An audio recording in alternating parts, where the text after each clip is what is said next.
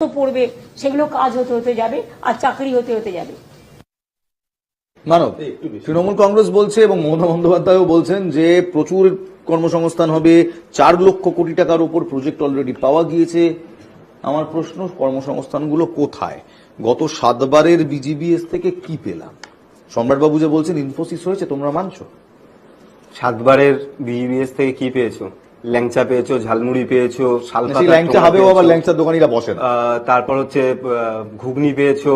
তারপর যেটা সবচেয়ে বড় পেয়েছো, ভারী শিল্পের মধ্যে কি পেয়েছো? অস্ত্র পেয়েছো, বোম পেয়েছো, বোমা বিস্ফোরণ পেয়েছো, বারুদের স্তূপে পশ্চিমবাংলাকে খুঁজে পেয়েছো।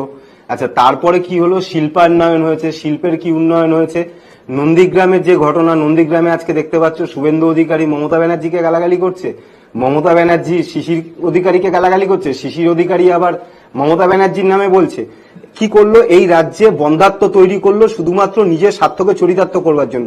নন্দীগ্রামের নয়াচরে কেমিক্যাল হাব হতে দিল না, জিন্দালদের ইস্পাত কারখানা শালবনীতে হতে দিল না, টাটাদের ন্যানো কারখানা সিঙ্গুরে হতে দিল না। আর তাতে দোষর হয়েছিল কে? এই রাজনাথ সিং, বিজেপির নেতারা হাওয়া দিতে এসেছিল 28 দিন ধরে, যখন সিঙ্গুরের ন্যাশনাল হাইওয়ে রোড বন্ধ করে রেখে দিয়েছিল। আজকে শিল্পায়নের কথা বলছে না, ইন্ডিয়ান এক্সপ্রেসে একটা রিপোর্ট। একটু থামাচ্ছি। সৌরভ গঙ্গোপাধ্যায় আজকে বলেছেন শালবনীতে সেই ইস্পাত কারখানার উৎপাদন শুরু হতে এখনো 22 মাস লাগবে। 22 মাস গাঙ্গুলি বলছেন যখন আমি 22 মাস মানে বুঝতে পারছো আরো 2 বছর, 2027 ততদিনে বাংলায় নতুন গভর্নমেন্ট, সে তৃণমূলেরই হোক কিংবা অন্য কারো হোক, হয়ে যাবে। কিসে লাগবে প্রশ্ন সেটা বড় নয়, প্রশ্ন এটা যে একজন মানুষ নিজের স্বার্থ চরিতার্থ করবার জন্য এ বাংলার যুবকদের সঙ্গে প্রতারণা করলো, এ বাংলার যুবকদেরকে কর্মহীনতায় বেকারত্বের জ্বালায় ঠেলে পাঠিয়ে দিল। আজকে রাজ্যের বর্তমান মুখ্যমন্ত্রী মমতা বন্দ্যোপাধ্যায় এবং তার দোসর শুভেন্দু অধিকারী। এতে বলতে কোনো লজ্জা নেই। আজকে যে টাটাদের ন্যানো কারখানা সিঙ্গুর থেকে যে রতন টাটাকে তাড়ালো, সেই শুভেন্দু অধিকারী বুকের সামনে রতন টাটার ছবি নিয়ে সিঙ্গুরের রাস্তায় মিছিল করছে।